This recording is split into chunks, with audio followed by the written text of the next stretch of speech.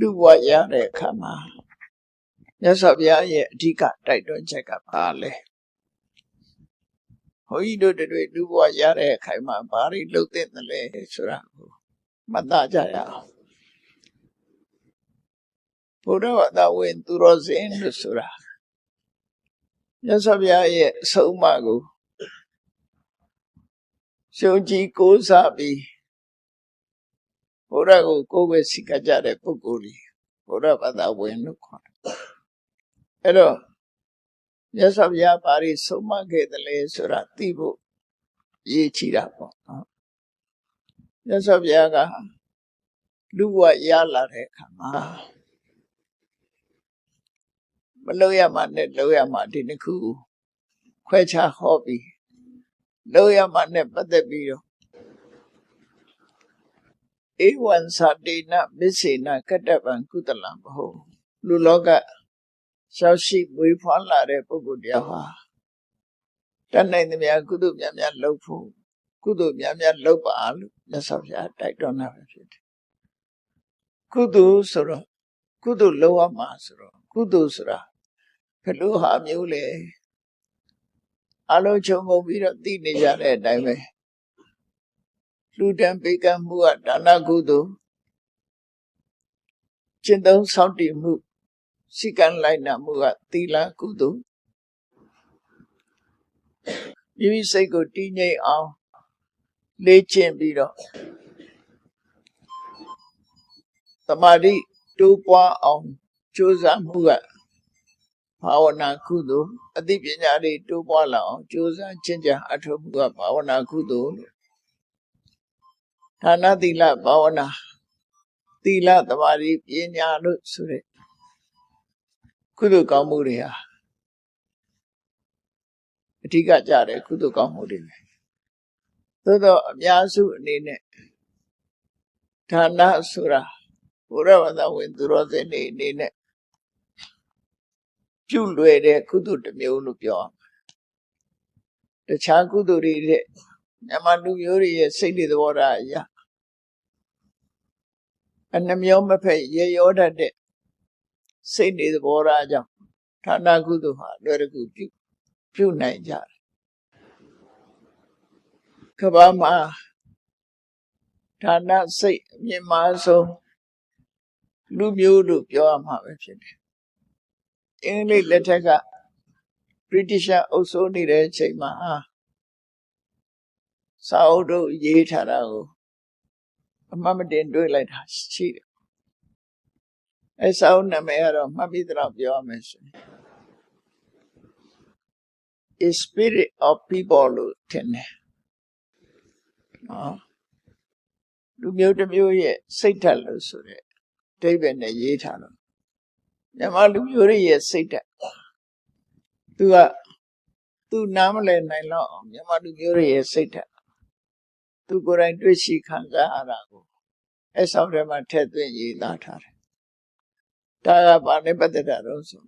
လူမှုတမ်းမှုဆိုတဲ့ဒါနနဲ့ပတ်သက်ပြီးတော့ရေးတာဖြစ်တယ်မြန်မာတွေဟာကိုနေထိုင်တဲ့အိမ်ဟာ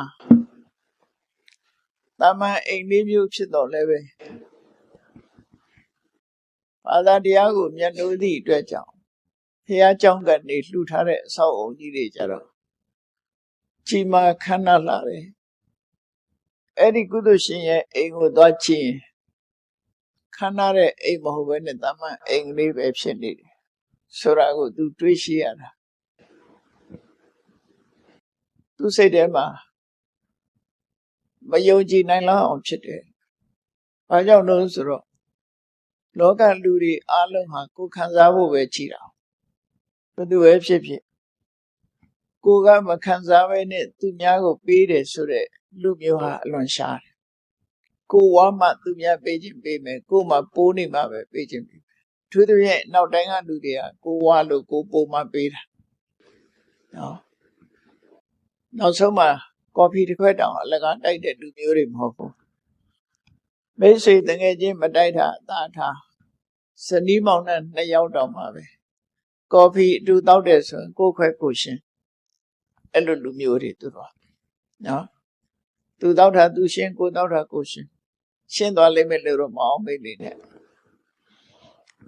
အဲ့ဒါလို့ကိုဟာကိုခံဆိုတဲ့ပုံကူမျိုးတွေလမ်းခွဲခြင်းနဲ့သူတို့ကခွဲကြတာကိုအဲ့တော့ကိုလို့ကိုတွင်ကိုစားကိုဟာကိုလို့ဆိုတဲ့ပုံကူမျိုးတွေဆိုတစ်ဖက်သားကိုပြီးမယ်ဝေမျှမယ်ဆိုတဲ့စိတ်ဓာတ်အလွန်အားနေတယ်ပေါ့အဲ့တော့အဲ့ဒီလိုအတိုင်းဝိုင်းကကြီးလာတဲ့လူတယောက်ကမြန်မာပြည်ရောက်တဲ့အခါကျတော့ဘုရားကျောင်းကန်နေဟီးနေအောင်ဆောက်ထားပြီးသူတို့နေတဲ့အိမ်လေးတွေသွားကြည့်တော့တာမန်အိမ်လေးဖြစ်နေတယ်အဲ့ဒါကိုသူမယုံကြည်နိုင်လောက်ဖြစ်တယ်ပေါ့နော်ဒီလူတွေဟာကိုနေတာကြတော့ကောင်းကောင်းမလုပ်ဘူးလူရတန်းတာကြတော့ကောင်းလိုက်တာနဲ့ဆိုပြီးသူတို့ရဲ့စိတ်ထားနဲ့တော့နားလည်နိုင်စွာမရှိဘူးသို့တော့ဘုရားဘာသာတွေရဲ့နေထားရကြတော့ဌာနကိုသုံးမျိုးခွဲပြီးတော့ဟောထားတာရှိတယ်မြတ်စွာဘုရားဟောတာတော့တိုက်ရိုက်ဟောတာတော့မတွေ့ဘူးသို့တော့မြတ်စွာဘုရားစကားကိုရှုပြီးတော့အထက်ကရာမှာဖွင့်ဆိုထားတယ်လို့ပဲဆိုရမှာဖြစ်တယ်ဌာနသုံးမျိုးစင်တန်းကြည့်ပြီးတော့အလှရှင်သုံးမျိုးခွဲထားတာရှိတယ်အလှရှင်သုံးမျိုးမှာအကောင်းဆုံးကဌာနပတိအဲ့ဒီတည်းနဲ့နေကြတာကဌာနသဟာယအញ្ញံဆုံးကဌာနထာတာလို့ကုသိုလ်ရှင်တွေရဲ့စိတ်တွေသဘောထားကိုကြည့်ပြီးတော့ခွဲထားတာဌာနပတိလို့ဆိုတဲ့ပုဂ္ဂိုလ်မျိုးကဘယ်လိုပုဂ္ဂိုလ်မျိုးတော့ဆိုကိုသုံးနေတဲ့ပစ္စည်းကိုစားတဲ့အစားအစာကိုနေထိုင်တဲ့အရာတဲ့ပိုကောင်းတာကိုလှူတဲ့ပုဂ္ဂိုလ်ဌာနပတိလို့ခေါ်တယ်နော်ကိုသုံးတာတော့တမ္မာမယ်ကိုနေတာလည်းတမ္မာမယ်ကိုစားတာလည်းတမ္မာမယ်ဆိုပါစို့ကိုကထွင်းဟင်းစားတယ်ဆိုတာကိုနေတိုင်းတမ္မာအနေထားပဲစားတယ်ဒါပေမဲ့လှူပြီးဆိုလို့ရှိရင်ကိုစားတာတဲ့ပို့ပြီးတော့ကောင်းတာလှူလေးရှိတယ်ကိုဝတ်တဲ့အဝတ်တဲ့ပိုကောင်းတဲ့အဝတ်ကိုလှူတယ်ကိုသုံးတဲ့ပစ္စည်းတဲ့ပိုတမ်းမတမ်းမိုးကြည့်ပြီးကောင်းတာကိုလှူတယ်အဲ့ဒီလိုပုဂ္ဂိုလ်မျိုးဌာနပတိလို့ခေါ်တယ်ဘာကြောင့်ပတိလို့ပတိဆိုတာအရှင်သခင်ပဲဌာနရဲ့အရှင်သခင်တို့ပြောလို့ရလားလို့ဆိုမဟုတ်လှူတဲ့အခါမှာတဏှာကိုတဏှာဆိုတဲ့ကိုယ့်အတွက်ငဲ့ညာတဲ့တွေ့တာတဲ့စိတ်ဓာတ်ကိုချိုးနှိပ်ပြီးသူ့ဘောကြော်လွှားပြီးတော့ကုသိုလ်ကောင်းမှုစစ်စစ်ရအောင်လုပ်လိုက်နိုင်ခါတိုင်းဆိုရင်လူတွေကတဏှာရဲ့ကြေးကျွန်တာဖြစ်တယ်ပေါ့နော်တဏှာရဲ့ကြေးကျွန်ဖြစ်နေတာဒီပုဂ္ဂိုလ်ကြတော့တဏှာပေါ်မှာကြော်ပြီးတော့တဏှာရဲ့စကားမလိုက်နာပဲနဲ့ကိုမကောင်းတာတဲ့ကောင်းတာမကောင်းတာနှစ်ခုဆိုရင်ကိုသုံးတာတဲ့ပိုကောင်းတာကိုလှူမယ်ဆိုပြီးတော့လှူတာကိုငဲ့ညာတယ်ဆို selfish ကိုကြော်လွှားလိုက်တယ်လို့ပြောလောဘကိုကြော်လွှားလိုက်နိုင်တယ်ပေါ့အဲ့ဒီလိုပုဂ္ဂိုလ်မျိုးကိုဒါနပတိလို့ခေါ်တယ်တဲ့ဒါနသဟာယဆိုတာဓာန်တုလှူတယ်ကိုစားတာပဲလှူတယ်ကိုသုံးတာမျိုးပဲလှူတယ်လှူတာနဲ့ကိုသုံးတာနဲ့ဟာစင်တန်းချင်းတူတဲ့ကြမိတ်ဆွေအပေါင်းအသင်းကစားပေါ်ကစားပဲကိုယ်တည်းလဲစဉ်းစားတယ်သူ့အတွက်လဲစဉ်းစားတယ်ဆိုတငယ်ချင်းအပေါင်းအသင်းဖြစ်သွားတယ်တဏှာနဲ့မိတ်ဆွေဖွဲ့ထားတယ်လို့ဌာနကောင်းမှုဟာလည်းပဲသူဟာအထက်ထိအောင်မရောက်တော့ပဲနဲ့လက်တွဲတယ်ဆိုတဲ့အဓိပ္ပာယ်ကိုယ့်အတွက်တချမ်းကြည့်တယ်အလှအတွက်တချမ်းကြည့်တယ်ဆိုတဲ့အနေထားမျိုးဖြစ်သွားတယ်အဲ့ဒါမျိုးကိုဒါနသဟာယလို့ခေါ်တယ်ဒါနဒါသကြတော့သူကကိုယ့်အတွက်အကောင်းချန်ထားပြီးမကောင်းတာမှလှူတယ်ဥပမာထင်ရှားပြောလို့ရှိရင်အိမ်မှာဝက်သားချက်ထားတယ်ပဲလဲပြုတ်ထားတယ်ဆုံးလာလို့လောင်းရင်ဝက်သားတော့ချန်ထားတယ်ပဲလောင်းလိုက်တယ်ပေါ့ဒါမျိုးလို့ဆိုလို့ရပေါ့နော်ချင်မောင်ရဲချက်ထားတယ်ချင်မောင်ဟင်းမဲ့လှူလိုက်တယ်ငါဟင်းကိုတော့မလှူဘူးအဲ့ဒါမျိုးကြတော့ဒါနဒါသလို့ခေါ်တယ်ကိုယ့်အတွက်ကအထက်စီးရောက်နေပြီးတော့လူကံပုဂ္ဂိုလ်အတွက်ကိုနှိပ်ထားတယ်ဆိုတဲ့အဓိပ္ပာယ်နော် အဲ့ဒီအလှနဲ့ပတ်သက်ပြီးတော့အဲ့လိုသုံးမျိုးခွဲထားရှိတယ်ဒါနပတိဒါနသဟာယဒါနဒါသအောက်ခြေကပြောမယ်ဆိုရင်ဒါနဒါသဒါနသဟာယဒါနပတိဆိုတယ်အဲ့တော့လူရဲ့စိတ်ဆန္ဒအတိုင်းကိုလူတဲ့ဒါနဟာအကျိုးပေးတဲ့အခါမှာလည်းစင်တန်းချင်းကွာသွားဒါနဒါသအလှတဲ့ဒါနသဟာယကပို့ပြီးတော့စိတ်ဓာတ်မြင့်မြတ်သွားတယ်ဒါနသဟာယတဲ့ဒါနပတိကပို့ပြီးတော့စိတ်ဓာတ်မြင့်မြတ်သွားတယ်ဒီတရားတွေကိုသိရှိနေတဲ့မြန်မာလူမျိုးတွေဟာကိုနေရတဲ့ကောင်းတဲ့အဆောက်အဦကြီးတွေကိုဆောက်လုပ်လှူဒါန်းတာမဆန်ဘူးလို့ဆိုတော့နော်သို့တော့နောက်တိုင်းကလူတွေကဒါကိုနားမလည်နိုင်တော့အဲ့ဆောက်ထဲမှာထက်သွင်းပြီးတော့ရေးသားထားတယ်ရေးသားထားတယ်ထူးဆန်းတဲ့လူမျိုးအဖြစ်အံ့ဩဖွယ်ကောင်းတဲ့လူမျိုးအဖြစ်ရေးသားထားတယ်ဒါရင်လားလို့ဆိုမဟုတ်ဘူးအလှူဒန်းနေမဟုတ်သေးဘူးတချို့ဆိုလို့ရှိရင်အိမ်မှာတမိတ်ချက်ထားတယ်ကိုမစားရသေးဘူးဧည့်သည်ရောက်လာတယ်ကျွေးပြလိုက်တယ်အကုန်လုံးကိုမစားပဲအနက်ခံပြီးဧည့်သည်ကျွေးနိုင်တဲ့လူမျိုးကလည်းဗမာပြည်မှာပဲရှိတယ်လို့ပြောပါဗမာလူမျိုးတွေကအဲ့လိုတာနောက်ပေါ်မှာအာတန်ကြတယ်လို့ဒါကြောင့်မို့ကဘာမှာရွေးချယ်လိုက်တဲ့အခါမှာလှူဒန်းမှုမှာအထက်မြတ်ဆုံးကတော့ top 1ဆိုတာမြန်မာလူမျိုးတွေပဲဟုတ်ပြီဒါနဥဆောင်တဲ့စိတ်ဓာတ်ကောင်းမြတ်တယ်လို့နောက်ကလိုက်ဖို့လိုတာတော့ဘာလို့ဆိုသီလတို့ဆိုတာမနှိမ့်ကြအောင်ကြိုးစားဖို့လိုအပ်တယ်ဒါနကပြုလွယ်တော့လဲသီလကြတော့အခက်ခဲရှိတတ်တယ်သီလကပြုလွယ်တော့လဲဘာဝနာလို့ဆိုတဲ့ကိုယ်ရင်နဲ့နှလုံးထဲမှာရှိတဲ့တတိစွမ်းအားတွေသမာဓိစွမ်းအားတွေပညာစွမ်းအားတွေတိုးမြင့်အောင်လုပ်ဖို့ဒါအရေးကြီးတယ်နေ့စဉ်ဘဝမှာဘုရားဝါဒဖြစ်လာရင်ဘာအရေးကြီးဆုံးလို့ဆိုရင်ကုသိုလ်ကောင်းမှုတစ်ခုလုပ်ဖြစ်နေဖို့အရေးကြီးပါတယ်လို့ဆိုကုသိုလ်လုပ်ဖြစ်တယ်ဆိုတာ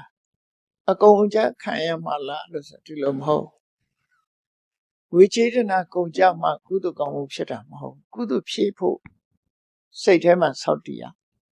မြတ်စွာဘုရားကဘယ်လိုဟောထားတော့ဆိုရင်တန်လေခသုတ်တံမှာဆိုရင်မှတ်သားစရာကောင်းတယ်စိတ်တုပ္ပါဒမတ္တံပိဘဟုပကာရံဝဒာမိကုသတိတုဓမ္မေတုစိတ်ထဲမှာပဲကုသိုလ်ဖြစ်တာတောင်မှပဲကျေးဇူးများလာပါပြီတဲ့စိတ်ထဲမှာစိတ်ကူးလူမယ်လို့စိတ်ကူးတယ်လူဖြစ်တာမလူဖြစ်တာနောက်ထားကိုယ်စိတ်ထဲမှာစိတ်ကူးပြီးတော့ကုသိုလ်လုပ်ဖို့စိတ်ကူးနေခြင်းဟာလည်းပဲတနည်းအားဖြင့်ကိုယ်စိတ်ထဲမှာအကုသိုလ်မဖြစ်ဘူးကုသိုလ်တရားတွေဖြစ်ပွားနေတယ်ဒါလည်းကုသိုလ်ရတာနော်ဖះလောင်းရဲ့ဘဝတစ်ခုမှာသူစိတ်ကူးတာကသေးသေးစိတ်ကူးတာမဟုတ်9 ရက် 9 လီစိတ်ကူးတာထိုင်ပြီးတော့ကမ္ဘာလောကကြီးမှာပွင့်သွားတဲ့ဖះတွေအားလုံးကိုကောင်းကင်ဘုံမှာမနဲ့ကြီးထိုးပြီးတော့အကုန်လုံးပင်တယ်ရှိသမျှဘုရားတွေအကုန်ကြွရှိသမျှယဟန္တာတွေအကုန်ကြွစိတ်ကူးနဲ့ပင်လို့ရတယ်နော်စိတ်ကူးနဲ့ပင်လိုက်တာပင်ပြီးတော့ဘုရားတဆူယဟန္တာတွေနောက်ပါယဟန္တာတွေနဲ့တကွကောင်းဆုံးဆိုတဲ့သင်္ကန်းပရိက္ခရာတွေလှူတယ်ဆွမ်းနေကတ်တယ်စိတ်ကူးပြီး9 ရက်ပီတိဖြစ်နေအဲ့ဒါနဲ့ဒီမဲ့အပယ်မလားပဲစကြဝဠာမင်းစည်းစိမ်တော်ရတယ်လို့ဆိုတယ်နော်အဲ့တော့တတ်နိုင်တဲ့များစိတ်ကူးရင်တောင်ကုသိုလ်ပဲစိတ်ကူးတဲ့နဲ့ပေါ့နော်အာမအကုန်ကြရှိအောင်သို့တော့စိတ်ကူးပဲကြည်အောင်တော့လွယ်လားလို့ဆိုမလွယ်ဘူးဒီပြင်အတွေးတွေကလူရဲ့စိတ်ကိုလာပြီးတော့လွှမ်းမိုးတယ်ကိုကကောင်းတဲ့ပဲတွေးလိုက်လို့ရှိရင်တွေးကြည့်ပေါ့ဘယ်နှနာရီတွေးလို့ရတော့ဆိုမကောင်းတာတွေကခေါင်းထဲမှာဝင်လာတယ်ဝင်လာပြီးတော့နှောက်ယှက်တယ်ကိုစိတ်ကူးမနဲ့ကုသိုလ်ဘက်ကိုစိတ်ကူးလို့ဟာအတော်နဲ့ရနိုင်မှာမဟုတ်ဘူးကြံတဲ့စိတ်ကူးတွေကဝင်လာမယ်လှုပ်ရှားရှိသေးတယ်ဟိုကလှုပ်အောင်မယ်ဒါလှုပ်အောင်မယ်ဘယ်သူနဲ့တွေ့ရအောင်မှာဒါတွေကပေးစရာရှိသေးတယ်စသဖြင့်အဲ့ဒါတွေကသာခေါင်းနဲ့ဝင်လာပြီးငါရစရာကိုယ်တွေကဘယ်လောက်ရှိသေးတယ်ဆိုတဲ့ကိုရောက်သွားရောအဲ့အတွေးတွေပြတ်သွားအတွေးထဲမှာမကျေနပ်တဲ့သူတွေးပြီးရင်ဒေါသဖြစ်ပြန်ကျေနပ်တဲ့သူတွေးပြန်လောဘဖြစ်သွားပြန် လူတွေရဲ့တရားတွေရဲ့စိတ်ဓာတ်ကုသိုလ်ဖြစ်ဖို့လွန်ခဲနေဒါကြောင့်မို့မြတ်စွာဘုရားဟောတာစိတ်တုပ္ပဒမတ္တံပိစိတ်ထဲမှာဖြစ်ယုံနေတယ်ကုသိုလ်စိတ်ဟာစိတ်ထဲမှာဖြစ်ယုံအကောင်းထဲမဖော်သေးဘူးနော်စိတ်တုပ္ပဒမတ္တံပိကုသရေတုဓမ္မေတုဘူပကရံဝဒမိဘဂေဝအနုဝိဒိယမာနတုလက်တွေ့လှုပ်ထားတော့ထဲ့မပြောနဲ့တော့လက်တွေ့မလှုပ်ရသေးဘူးစိတ်ကူးကြည့်တာတော့မှပဲခြေစုများလာပါတယ်လို့အဲ့တော့မြတ်စွာဘုရားရဲ့အာဘောကိုဘုရားဝတ္တဝင်သူတော်စင်တွေကသိဘုရားကကုသိုလ်စိတ်ကိုများများမွေးဖို့ဟောတာပဲဒါပြင်ကုသိုလ်စိတ်ဖြစ်ဖို့ကဘာအရေးကြီးတော့နေရာတိုင်းမှာမြင်တဲ့အာယုံကြားတဲ့အာယုံတွေပေါ်မှာကုသိုလ်ဖြစ်အောင်ဘယ်လိုလုပ်မလဲအနံ့ရတဲ့အခါရတာတွေ့ထိတဲ့အခါခန္ဓာကိုယ်နဲ့ထိတဲ့အခါကုသိုလ်စိတ်ဖြစ်အောင်ဘယ်လိုတွေးရမလဲဒီကုသိုလ်စိတ်ဖြစ်အောင်တွေးတာကိုယ့်အတွက်မှာတမိုးမတမရလိုက်မှာပဲဖြစ်သို့တော့ဒီလိုတမိုးရတယ်ဆိုတာဟာသိတဲ့ပုဂ္ဂိုလ်လွန်နေမယ်ဆိုတော့မျက်စိကမြင်လိုက်တယ်ပန်းလှလှလေးကိုမြင်လိုက်တာနဲ့ဖះလှူခြင်းလိုက်တာဆိုတာကုသိုလ်ဖြစ်သွားပြီနော်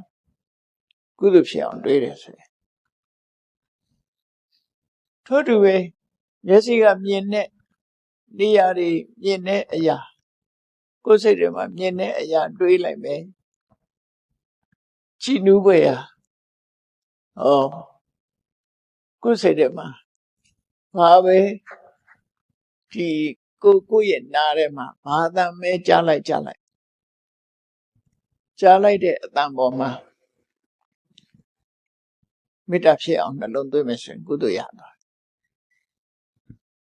ကိုမတည့်တဲ့လူရဲ့နာမည်ဖြစ်အောင်တော့အဲ့ဒီအတန်မျိုးကစပြီးတော့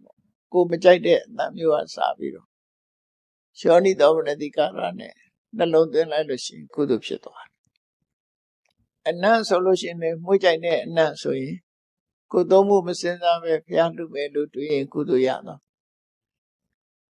တွေးဟင်းစားရင်ကိုချက်တာပဲဖြစ်ဖြစ်ဆိုင်သွားစားတာပဲဖြစ်ဖြစ်ကောင်းတာလေးစားလိုက်ရရင်ဒီလိုဟာမျိုးလေးအမေကြွေးကျင်လိုက်တာအဖေကြွေးကျင်လိုက်တာကိုမိသားစုဘယ်သူပဲဖြစ်ဖြစ်ကြွေးကျင်လိုက်တာလှူလိုက်ချင်တာဆိုတာမျိုးဖြစ်လာလို့ရှိရင်ကုသိုလ်ဖြစ်သွားပြီအဲ့ဒါနော်အဲ့ဒီစိတ်တွေတွေးလိုက်ရတာနဲ့ကုသိုလ်ဖြစ်သွားပြီပြီးရင်စာအနပနမိဆိုတဲ့စကားရှိတယ်လူဆိုတာကောင်းတာလေးစားရလို့ရှိရင်ကိုချစ်ခင်မြတ်လို့တဲ့ပုဂ္ဂိုလ်တတိရတယ်တဲ့ကြွေးချင်တယ်ဆိုတာဒါတန်ရောစင်နဲ့တတိရတာကိုပြောတာ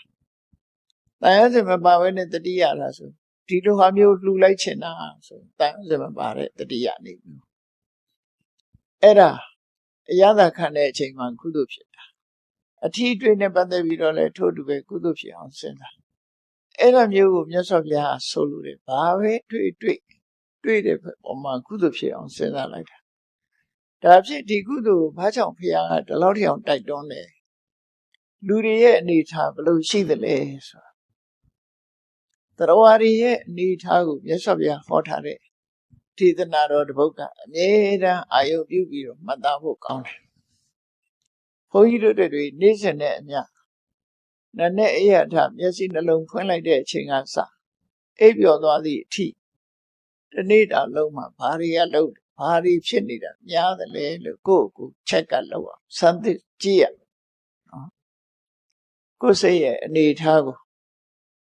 အဲ့ဒါလို့စိတ်ကြည့်ဖို့ဆိုတာကိုလေမြတ်စွာဘုရားကယဟန်တွေကိုတော့တတိပေးထားတယ်လူတွေကိုလည်းတတိပေးရမှာဘာလို့ဆိုရင်ကထံပုတ္တမေရတ္တိဓိဝဝိတိဝတ္တန္တိတိပပ္ပစိတေနအဘိနံပစ္စုခိတဗံရှင်တွေကအဆိုးတရားတွေကိုထုတ်နှုတ်ဖယ်ရှားပစ်ဖို့ကြိုးစားနေတဲ့ယဟန်တွေအနေနဲ့ကတဲ့တနေ့တာဘလို့ကုံဆုံးသွားတယ်ဆိုတာကိုစင်စစ်မပြတ်ဆင်ញင်သုံးသပ်တဲ့နဲ့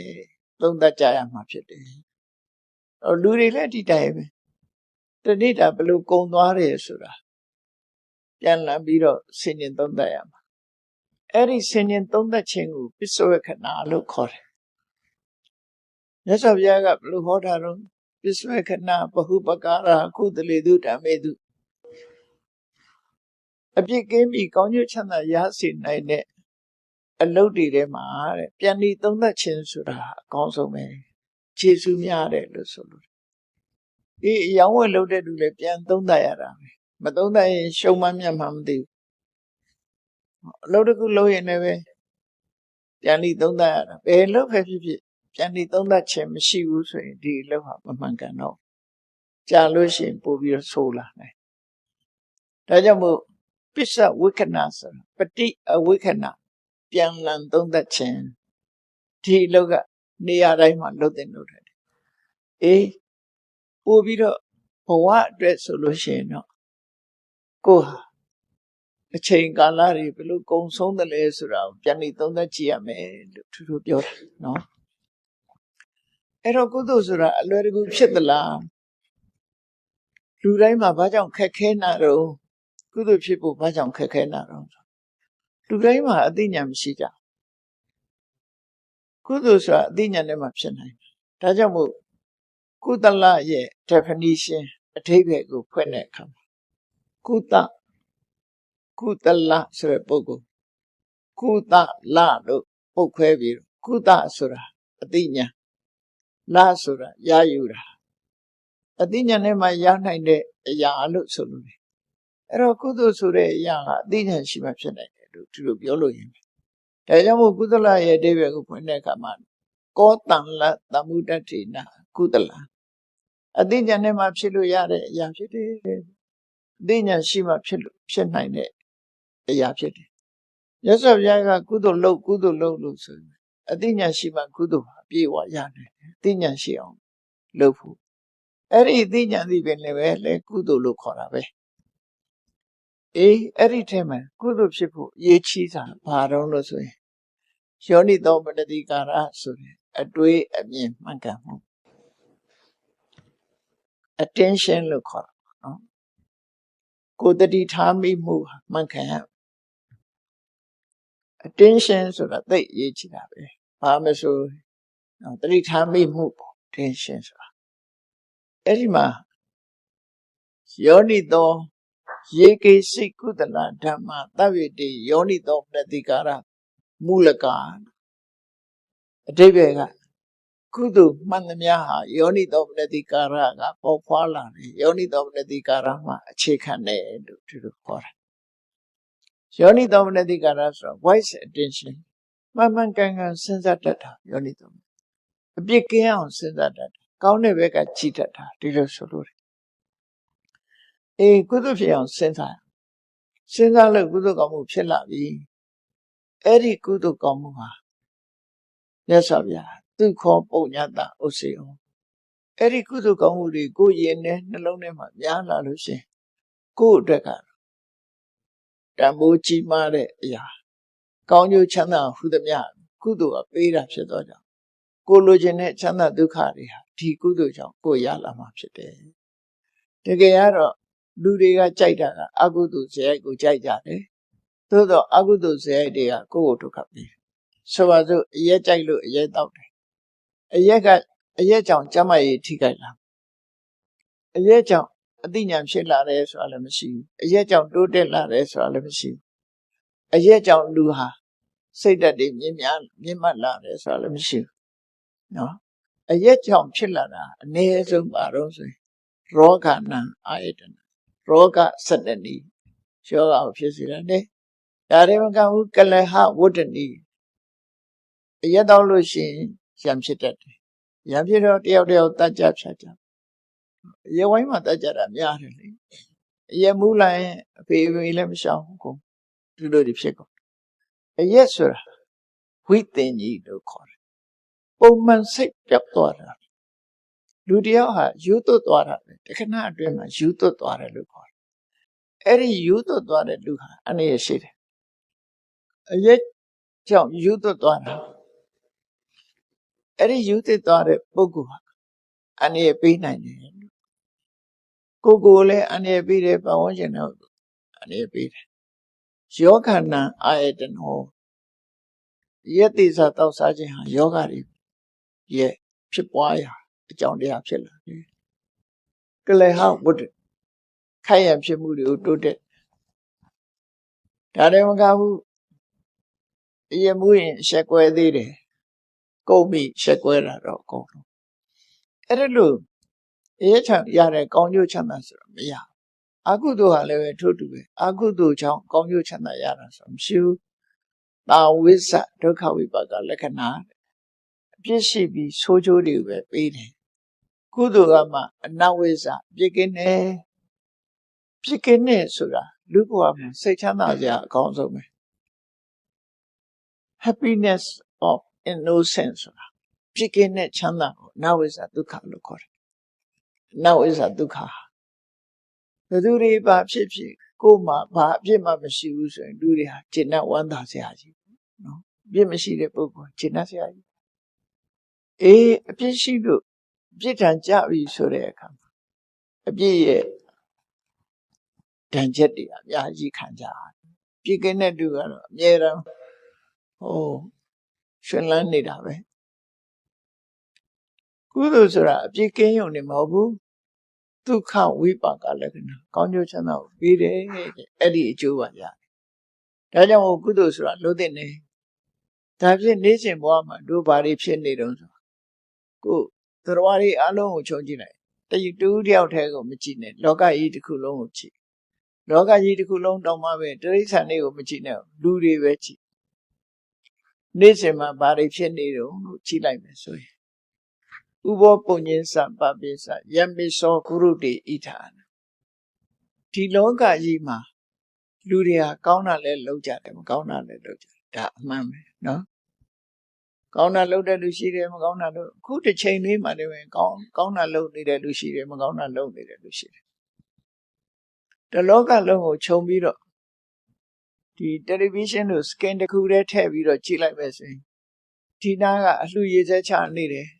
ဟိုနားကဓာတ်ခုတ်ပွဲဟိုနားကတတ်နေကြတယ်ဟိုနားကအရက်ဘူးနေကြတယ်အမျိုးစုံတွေ့မှာပဲနော်တိုက်ခိုက်နေကြတယ်အမျိုးစုံရှိပါကဘာကြီးတစ်ခုလုံးကျုံဒီနားလူတွေကရဲပြုံးနေကြတယ်ဟိုနားလူတွေကငိုနေကြတယ်ဒီလိုဟာမျိုးတွေလောကကြီးတစ်ခုလုံးမှာကြည့်လိုက်မယ်ဆိုရင်အေးလောကမှာကြည့်လိုက်မယ်ဆိုရင်အများစုကဘာလို့ဆိုရင်ကောင်းတာလည်းလုပ်တယ်မကောင်းတာလည်းလုပ်တယ်မကောင်းတာလုပ်တဲ့လူကများတယ်အဲ့ဒီကောင်းတာလုပ်တာမကောင်းတာလုပ်တာတွေဟာလုပ်ပြီးသွားရောလားလို့ဆိုမပြီးဘူးတင်ညိတတသက္ကံဟောတိရှင်နဲ့ရောက်သွားပြီကိုယ်ပိုင်နာရောက်ဖြစ်သွားပြီပိုင်နေဆိုတာပစ္စည်းဥစ္စာပိုင်နီးကားနဲ့မတူဘူးပစ္စည်းဥစ္စာပိုင်နီးကားကိုယ်တကယ်ပိုင်တာမဟုတ်ဘူးသိရင်ထားခဲ့ရတယ်ကိုယ်ကသိသွားတော့မထားခဲ့ရနော်ကိုယ်ပိုင်နေဆိုတာကိုယ့်ရဲ့ရင်နဲ့နှလုံးနဲ့စိတ်ထဲအုံနောက်ထဲ